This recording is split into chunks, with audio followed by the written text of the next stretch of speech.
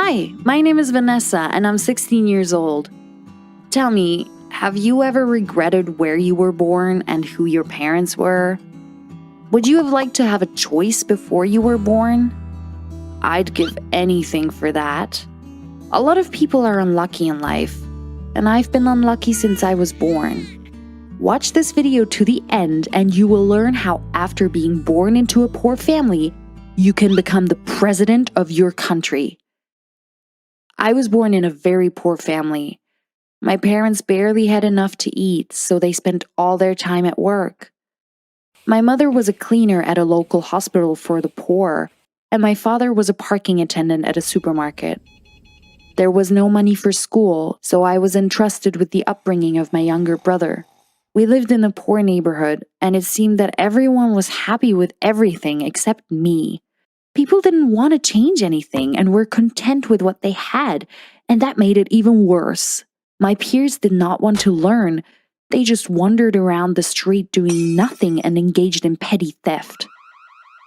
That's why I didn't have much contact with them.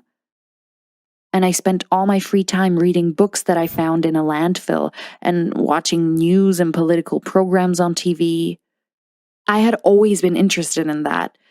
Therefore, I try to understand the topic so that one day I would stand in power and change inequality in society. My younger brother, Richard, didn't share my love of politics and change. I kept telling him not to mess with the bad guys, but Richard never listened to me and joined a local gang of hooligans. When one gets everything and you get nothing? One day, the police called us and told us that he was at their station. When we got there, we found him sitting behind bars. He didn't want to tell us what happened, but the police officer told us. It turned out that his so-called friends persuaded him to help with the theft of a phone. When an expensive car was passing by, they pretended that one of them had been run over. And while the driver was figuring out what was going on, Richard had to steal the phone from the car. But the driver understood and caught Richard, and his friends ran away. The police let my brother go, but my parents had to pay all the money we had. I was incredibly angry with my brother. I warned him. He knew how difficult life was for us. So when he came to apologize, I turned away from him and decided not to talk to him anymore. Let him live as he liked if he didn't listen to my advice. It was evening. As always, I was watching a political program when I suddenly heard my parents talking. Neighbors had already given the second child to an orphanage because there was nothing to feed them with. It was cruel to the child. Why couldn't he live with his parents? And why wouldn't anyone give them some money so they could get their children back? It was at this moment that I heard the president's speech on the news. She announced a competition for aspiring journalists. It was necessary to write a socially significant article on one of the most important topics of our time. And the best part was that anyone could participate. I knew immediately that I had to participate. Finally, I would be able to prove myself, achieve something, and get out into the world. And most importantly, the winner would receive a monetary reward. This meant that I could move to a nicer neighborhood and start my life with a clean slate. I decided to write an article on social inequality. The deadline was 1 month, so I threw myself into the work. My parents couldn't keep track of my brother because of work, so they told me not to fill my head with useless articles and dreams, but to help around the house. It made me angry. How could they think so narrowly? I told them that working for a penny was useless and we needed to act decisively if we wanted to change something. A month passed. I gave up on them, on my brother, on the house, and I was busy with my article all the time. During this time, the neighbors gave another child to a shelter, and this was the last straw. I finally decided that I could no longer stay in this terrible place, and in my head I already imagined a nice house, nice neighbors, and a refrigerator full of food. When I finished the article, I went to the admissions office to submit it for review. I could have used the computer, but I didn't have one. And there, it turned out terrible. To participate in the competition, you didn't just need to submit an article, we needed to go public with it, with a witness. I used the case of Richard as an example in my article so he could be the only witness. But I hadn't spoken to him in over a month. During this time, he began to communicate with those guys again and completely went out of hand. But I decided to try. I went up to him and asked him to be my witness. But instead of helping, I got a conviction. He became indignant and thought that I wanted to tell everyone about his shameful crime. But it was his own fault, wasn't it? What difference would it make if he embarrassed himself or not, if it helped me? When he heard this, he took offense and ran away from home. Have you ever used your loved ones for your own purposes? I had been looking for him for days, but to no avail. Desperate, I decided to go to the police for help. And when I got there, I saw a terrible picture. My brother was back in prison. But this time, he was bruised and covered in blood. Terrified, I grabbed the bars and asked what had happened. But he sat in a corner and said nothing. Then the police officer said that Richard tried to steal equipment in a household store, but the guards caught him and beat him. I begged the captain to let my brother out, but the captain said, no money, no freedom. All I could do was go home. And there was an unexpected surprise waiting for me. My article was approved and I made it to the final, which was today. I immediately ran to the contest. On the way, I realized that I was in my beggar's clothes with disheveled hair and not washed. When I got there, I tried to clean myself up, but it didn't get any better. There were rich kids in the competition, and they made me look like trash. It was my turn. I went to the podium and started reading my article. I was ashamed of the way I looked and the fact that my only witness was sitting in the police station, so I tried not to look in the crowd. I didn't want to see people judging and laughing at me. I felt so sorry for myself that I couldn't stand it and decided to just tell my life story. About a poor family, about neighbors, about a brother in prison. I didn't care about the contest anymore. I just wanted to talk. After finishing the story, the audience stood up and began to applaud me for a long time. And in the end, I won because I spoke from the heart and noticed what others did not notice. After all, unlike others, I knew firsthand about social inequality, so the topic was very close to me. After receiving the money, I immediately ran home. Along the way, I imagined packing up, moving to another area, buying a house there, going to university, and how my life became beautiful. But when I entered the house, I saw my parents sobbing with grief. My brother urgently needed surgery. During the beating, he got a concussion and blood got into his brain. But we already spent all the money on buying him out the first time. So the only way out was to move out of the apartment on the street and give the money for rent to the operation. At that moment, I realized that how could I change the whole world if I couldn't deal with problems in my family and neighborhood? So I gave part of the money to get my brother released for treatment in the hospital, and I gave the other part to the neighbors to take their children, making them promise that they would find work and feed their sons. I was back in the same position as I was in the beginning, without money or changes. But I wasn't going to give up. I gathered all my peers and asked them to help clear the area of garbage so that it did not look like a garbage dump. It was the only thing I could do. Surprisingly, the kids agreed. We spent a whole week doing it with the sweat of our brows. A local newspaper noticed this and wrote an article about how poor teenagers helped the state on their own initiative. So the authorities found out about our activities and allocated money for work. After this article, the kids started calling me our president. That's when I realized that to fix the whole world, you first need to start with yourself and your environment. After all, they are the world that surrounds me. I took care of my brother's upbringing and offered him and his gang to clean up garbage in the area for a small fee, so that they would not even have thoughts of stealing. They agreed with pleasure because they had never been paid before. I was invited to work as a journalist for a local student newspaper. They read the article that I prepared for the contest and they liked it very much. So now, I will earn money and help my family. If you like the video, please like and subscribe to our channel. And remember to start small. Hi, I'm Zoe, and I'm 16 years old. Have you ever felt like an outcast in society? When you are shunned and even afraid of what would you do if you were bullied and laughed at because of your appearance? Watch this video to the end, and you will learn how to live with an ugly face. You rarely think about the fact that appearance can affect your life so much, especially when you like your own. Every day, I received compliments, and all the friends of my parents were touched by seeing me and cherished my beauty.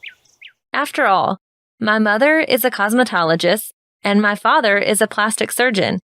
And of course, people who create beauty had the most beautiful child. I was actively involved in cheerleading, was one of the most popular girls in school, and even ran for school president. I had a handsome boyfriend, David. Almost all the girls wanted to be me, and I enjoyed it. My life was just a fairy tale that ended after that day. I was driving to school with my boyfriend. We had fun chatting and not really watching the road. I never used a seatbelt because I thought that nothing bad would happen to me. But suddenly, a car flew out at us, and David lost control of his car. Suddenly, I felt a huge force that threw us to the side of the road. I felt the shards of glass bite into my face, and it felt numb. Have you ever been in an accident? Then you understand that I was in a state of shock at the time, so I don't remember much. My face was healing for a month, and I had to walk around with my head completely bandaged. I felt a daily cutting pain. Every day was unbearable. I thought it was the worst thing that could have happened to me in all the time, until my bandages were removed. For the first time since the accident, I went to the mirror to look at myself and felt a shock. The scars were so deep that they left terrible marks on my face, as if someone had just slashed me with a knife and left me like this. Because the skin was covered with scars, its color no longer perfectly even, but resembled burns, and the whole picture was completed by my no longer perfect nose with a hump, which could only be hidden by a burqa. Was it really me? No. I was looking at a completely different person. Now I looked like a real freak from a horror movie. The whole face was horribly scarred and marked. The eyebrows were disfigured and left in shreds, and the eyes were full of fright. It wasn't me anymore. There was no trace of the last beauty left. I came home and just locked myself in my room. I didn't go out for several days, and I didn't want to eat or drink. I broke all the mirrors in my room because I just couldn't look at myself. Tears stung my face because of recent wounds. I felt terrible. My sweet and beautiful face turned into this, and now I had to live with it. My parents tried to support me. I was scheduled for a hospital checkup in a week to see if I had any complications, so we tried to talk less about it. One evening, I overheard my dad talking on the phone with a doctor. He was talking about me. I couldn't stand it. I ran up to ask if there was anything I could do with my ugly face. My father promised me that he would do everything possible to get me back to normal. My dad knew a surgeon who could help me. I began to believe that I would be able to look at my reflection in the mirror again. But on my checkup, my hopes were dashed. The doctor said that even the smallest surgical interventions should not be performed now. Everything inside me collapsed. The sick day was almost over, and I had to go to school soon. which was my worst nightmare. I had already seen school children shy away from me, get scared, and call me names. No one saw me on sick day except my parents, but thousands of eyes would see me at school. When Day X arrived, I wanted the ground to swallow me up just so that no one would notice me. As soon as I opened the school door, I realized that I was no one here anymore. My popularity was gone. David didn't even talk to me. And all my friends seemed to support me, but behind my back they laughed and came up with the offensive nickname, Freddie. I huddled in the corner between the lockers and sobbed there. But one girl I used to bully came up to me and supported me. It was unexpected, so I just pushed her away and ran away. Each new day was even harder.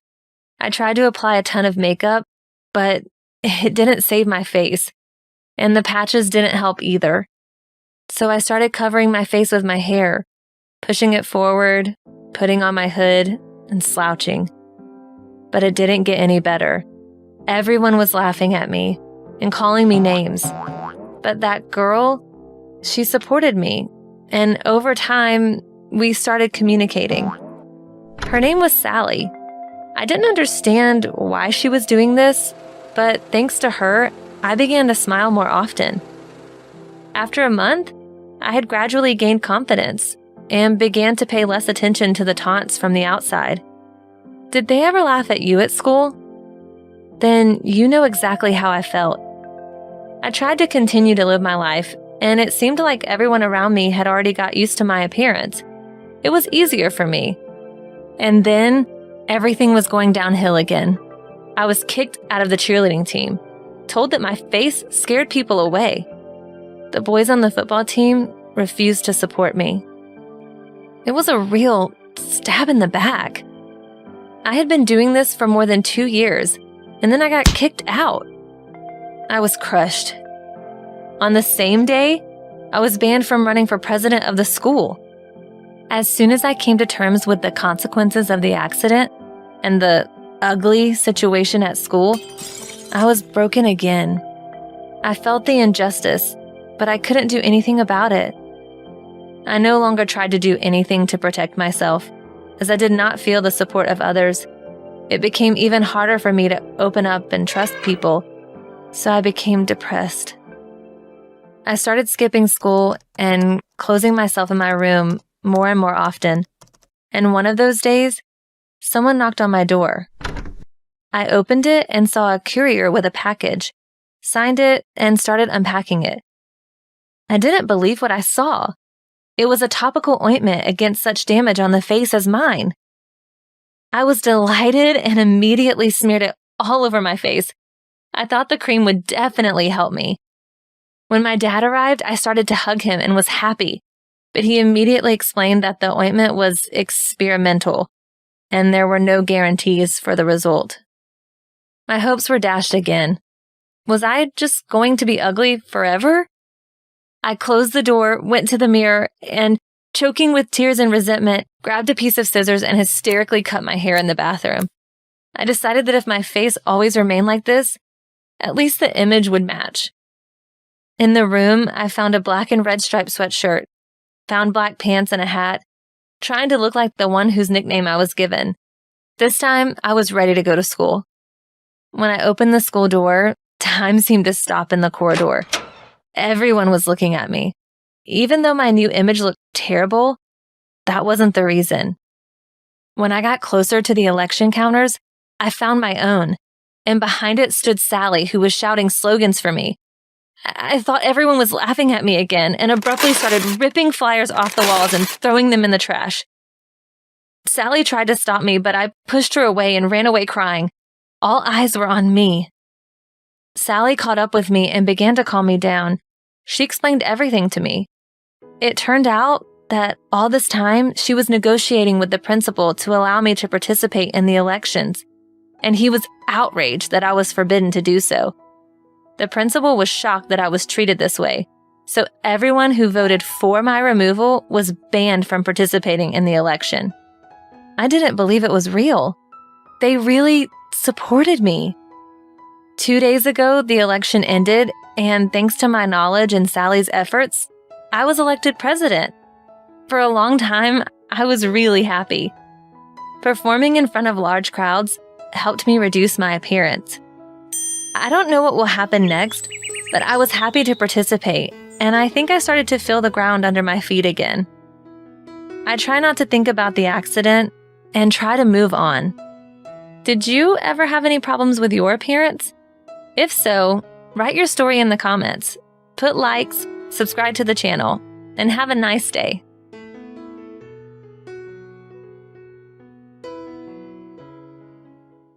Hi, I'm Karina, and I'm 13 years old. Have you ever thought that you lived the tough life? That you don't deserve such trials and tribulations? That you have too much going on right now? I know that. Watch this video to the end and find out how I had to pretend to be mute to survive. I grew up in the ghetto. Our district had no funding. The government took all the money for itself, and the ordinary people lived slightly worse than poor. For example, my family was supported by alms. I've known since I was 3 what it was like to walk with my hand outstretched. Even as a child, I was given a legend. I was passed off as a mute to arouse people's pity. Naturally, it worked. At first, I was shy about pretending, but then I got used to it. One day, a guy on the street noticed me. He tried to communicate with me by gestures. I didn't understand what he wanted from me. Could he be ill? But I couldn't leave my workplace. In the end, he just wrote a note and left. I read it in the evening. Hi, my name is Hugh. My brother is an activist for the rights of the poor. Do you want me to introduce you to him? Would you talk to someone who promised to get you out of trouble? There are too many crooks in this world to be trusted, I know that. But on the other hand, sometimes you want to believe in the best, right? I threw the paper away and tried not to think about it again. Once we had journalists come to the ghetto, my mother hoped that they would help us crawl out of this hole and gave a big interview. And then the episode with us was simply cut out, and they made it look like there were no beggars in our city at all. Therefore, I did not believe in such activists. Everyone only cares about themselves. However, Hugh appeared the next day, and the next, and the next. He talked to me, asked if I knew sign language, tried to teach me. He said that his brother couldn't do it right now, that I would have to wait a little longer, and then he would come with his entire film crew.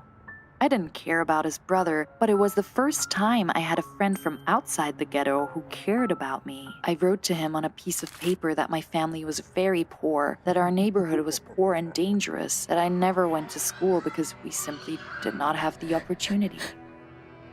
Hugh brought food and candy, and so, thanks to him, I first learned the taste of chocolate. It was just like, I don't have the words. I ate it all by myself without sharing it with my sister. I liked talking to Hugh, mostly because of the food, yes, I won't lie, but not only that. And I had no idea that he remembered his promise. The next day, when I was supposed to go to work, I saw a TV van on the street. My mother and Gertrude followed me out. They also wanted to watch the shooting. I saw Hugh among the camera crew. He also noticed me, was happy, and brought a young man to us. "This is my brother," said Hugh. "Please tell him how you live." Would you lie to get help? Would you cheat for money? I had been lying all my life, and I had already taught myself that this was normal. But now I was as shy as I had been as a kid. Was I afraid of the cameras? Who knew? In short, I was ready to sink through the ground. Then my mother came forward and began to talk about our hard life, about the lack of money, about the fact that we did not go to school, and about the fact that her eldest daughter, me, was mute. I wanted to stop her, but I just couldn't bring myself to speak. After the group left, I asked my mother why she did it, because she, like me, did not believe in television. "Well, we must hope for the best," she told me. And this time, she was not mistaken. The report was shown, though not on TV, but somewhere on the internet. It became very popular, so much so that I was even recognized on the street. A charity account was opened in the name of our family, and we even had money. My mother was happy, and I was terrified. I felt even more ashamed than when I collected alms as a child. I suddenly realized clearly that I was deceiving people and that because of this deception, we were taking money from them. And I would have to keep pretending that I was not talking, maybe even for the rest of my life. I just didn't know what to do. Tell the truth?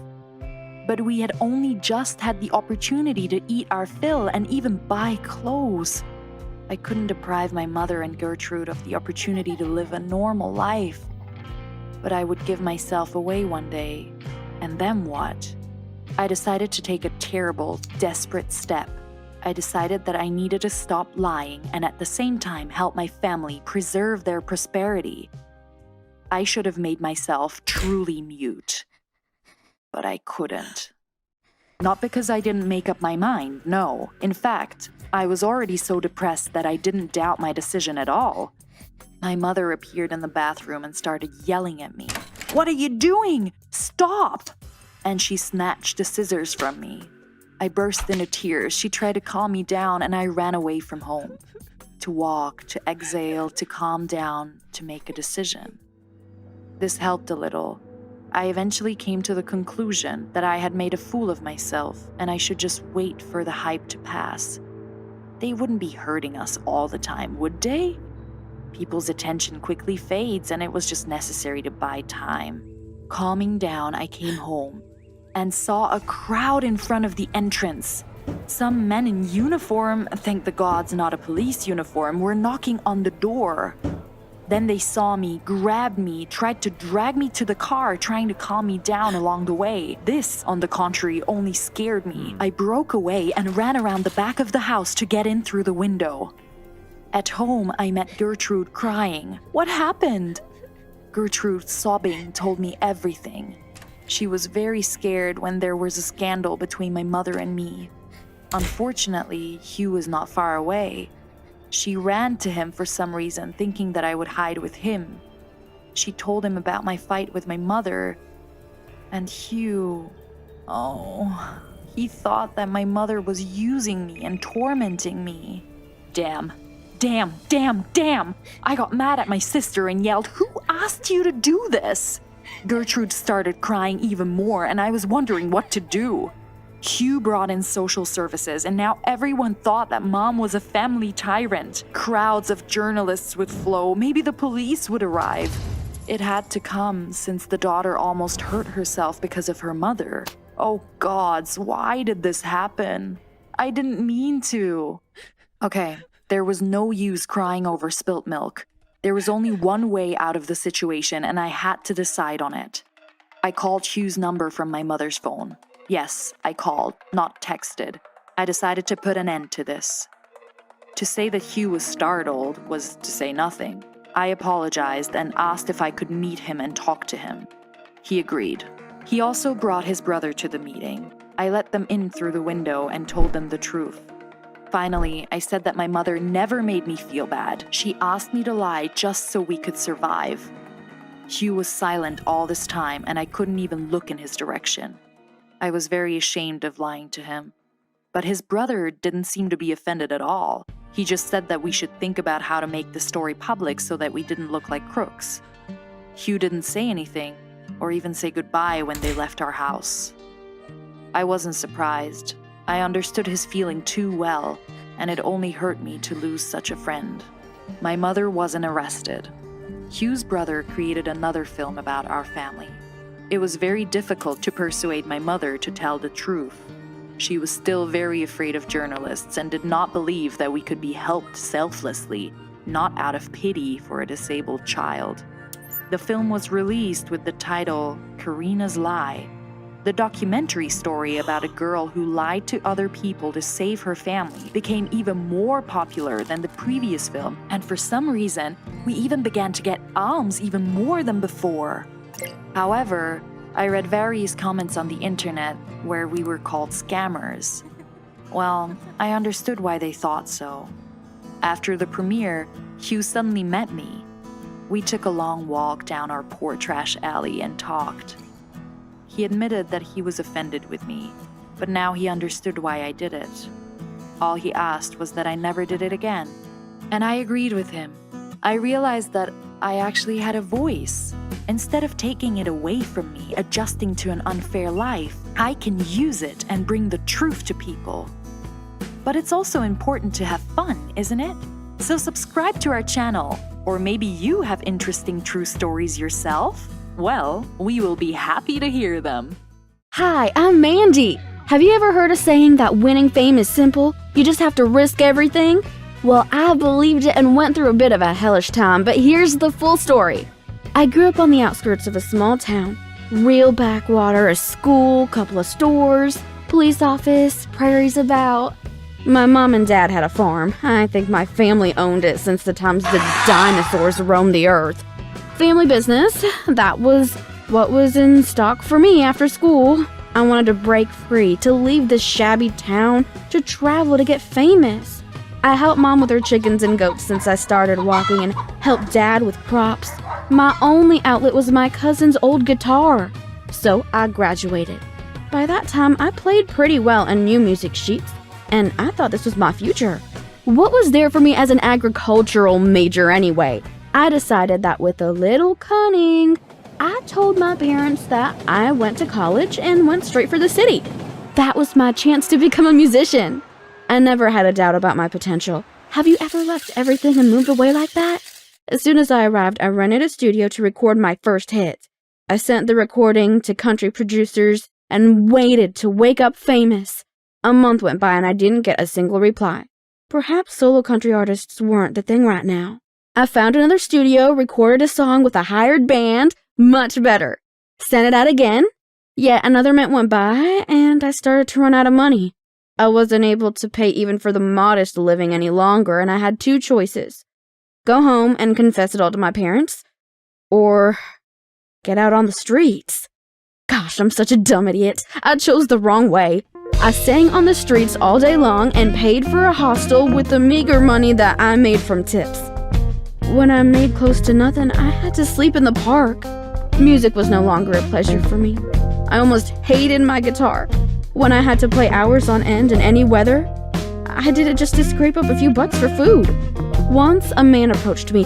He offered me a job in his bar for a very small wage, but promised me to get me a room to live in.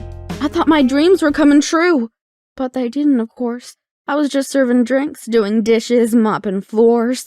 He paid me $400 at the end of the month. But immediately I took $300 for rent. I realized I was a slave.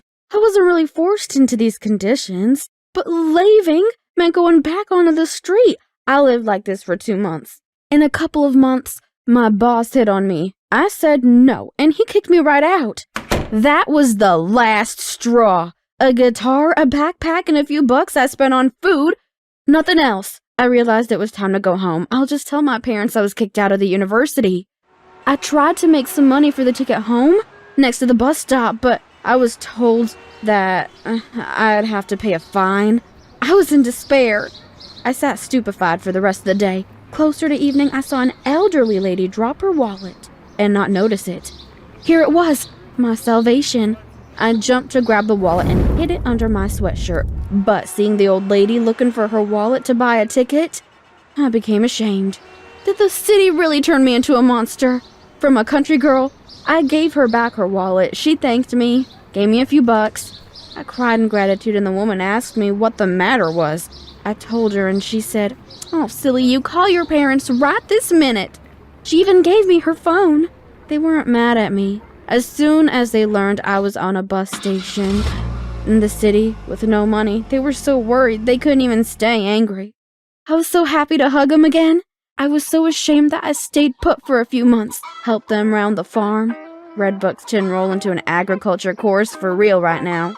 Then Mom found a few nameless CDs among my things, and I remembered the recordings and demos I made. They weren't bad at all. My parents liked them too, and suddenly I knew there's a small radio station in our town. I sent my CDs there and I heard my songs on air that very evening. Our own singer in our town, our backwater town. That was big news for them. I never expected such feedback. The radio station was pelted with calls and emails, and they even invited me to be a guest at a talk show one evening. I talked about my adventures, and then kids from a neighboring town found me through the radio. They had their own band and were happy to ask me to sing with them. It's not like we're world famous or anything, but we get around and people know us. And if I learned something from my farm life, it's never give up on work. So we have a long way to go. I suppose with a bit of thinking, it's still possible to find yourself. Have your dreams ever come true in an unexpected way like mine? Please share your stories in comments below and subscribe to our channel to know when we post something new. Like our story if you're also into creativity and can relate to a country girl like me. Have a great day and may your creative experience be a positive one. Hi, my name is Christy. Have you ever had a lot of money in your hands? Maybe you received a large inheritance or a gift from rich relatives? This happened to me. I became rich at 15 years old. Watch this video to the end and you will learn what difficulties come with wealth and how to deal with them. It so happened that I never knew my parents. Since I was a baby, I was raised in an orphanage. I was lucky. We had very kind teachers and good kids. We were all one close-knit family. When someone was picked up, which was very rare, we all got very bored and, if possible, continued to communicate. I lived in this place for 15 years, and I didn't even think about the possibility that someone might adopt me. But one day, a rich married couple came to us. They could not have children and wanted to take a child from the orphanage. Moreover, they wanted to take an older child to avoid the worries associated with young children. So their choice fell on me. I met with them, and it seemed to me that they were good people. And besides, they were also very rich, which meant that I would live in comfort. A couple of weeks later, I moved into their house. It was a huge 3-story cottage in the center of our city. I got my own huge room, a computer, a game console, and delicious food. I was also given large amounts of pocket money. I was so thrilled. Have you ever had a situation where you suddenly got everything you wanted? However, as time went on, I began to realize that things were not as smooth as I thought. At some point, they started talking to me in an irritated and cold way. If I did something wrong, they would start swearing at me, accusing me of being careless. At first, I thought it would pass with time, but the number of claims only increased. I was tired of putting up with it, so I decided to ask what it was all about. At dinner that night, I told them that I had noticed how often they were angry with me, and I wanted to find out what was wrong. They started saying that everything was fine, but I was not satisfied with this answer. I told them it would be better for everyone if we discussed it. But they were only more angry at my words. After another question, my father flared up and launched into a tirade about how bad I was behaving. My mother supported his every word. After another argument, they took away my pocket money and sent me to my room. I pretended to obey, and then I slipped out of the house to meet my friend from the orphanage named Robin. We agreed that we would meet in the city park. When we met, he said that he had bad news. The orphanage was running out of money. The city's funding was not enough, and if this went on, the orphanage would be closed. I asked what would happen to the kids. Robin replied that they would be distributed to other orphanages in the nearest cities. This was terrible. All the kids were so attached to each other, it would hurt them very much if they were separated. In addition, it was not known whether house mothers in other orphanages were as kind as we had. I promised Robin that I would try to help the orphanage in any way I could. The next day, I went to my foster father and told him about the orphanage situation. I hoped that he, being rich enough, would help the orphanage where I grew up. My father understood me completely wrong. He started accusing me of getting money out of him and that I didn't understand how hard it was for him to get it. As a result, he forbade me to see the children from the orphanage, saying that this would prevent me from becoming a full member of society. I was upset, but I didn't give up. I started thinking about how else I could help the orphanage. I decided to go to work, but there was a problem. All the ads that I watched were looking for people not under the age of 16. Finally, I came across an ad for a leaflet distributor that didn't specify the minimum age. I called them, and they took me right away. I started going to work every day after school. They didn't pay much, but I had to do something. What would you be willing to work 6 hours after each school day for? One day, I saw two men. I recognized them as friends of my foster parents. They just waved and walked past me, and I didn't even care. However, a couple of days later, my mother was not home, and my foster father called me over.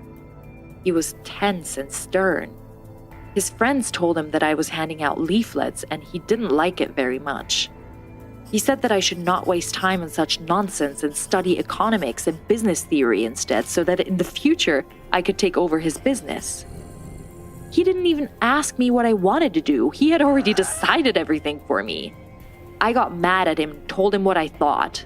I told him that he was doing nothing to me and had no right to tell me what to do. It made him mad. He started shouting at me, accusing me of being ungrateful and saying that I had to listen to him because I was his daughter. I wasn't going to bend, so I answered him. I called him a greedy, violent lunatic who would never be my father. At that moment, I got a slap in the face. My father, who had slapped me, stood panting, his face red with anger. I was in so much pain, not physically, but mentally, that I started to cry. He also demanded that I didn't tell anyone about it, threatening to ruin my life if I did. He said that with his connections, he could easily put me in jail or deprive me of the opportunity to get a normal job. He left, and I went back to my room, crying and trembling with fear. I realized I couldn't stay here any longer. I packed my things at night. But before I left, I had an idea. I thought that my foster father was really a scoundrel, and it would be all right if I took some money from him to take it to the orphanage. I crept into my parents' bedroom and, very quietly, so as to not wake anyone, found his wallet in his bag. Soon I reached the orphanage. I went to the house mother and told her everything that happened. She was shocked and very worried about me. She allowed me to stay at the orphanage despite the fact that she could have problems. I thanked her and gave her the money I had taken from my father. I lied about earning it though. I went to bed, and in the morning I woke up to some screams outside the door. I looked out and saw my father and several police officers, and the house mother was standing in front of them. My father noticed me and pulled me out of the room. He said I would go with him, but I resisted. I broke free and ran away from him to the house mother. The father began to threaten that he would charge the house mother with child abduction, and the police would be on his side. I was terrified. I couldn't figure out if my foster mom knew what he was doing. But I didn't want the house mother to have any problems, so I agreed to go with my father. However, I had a plan.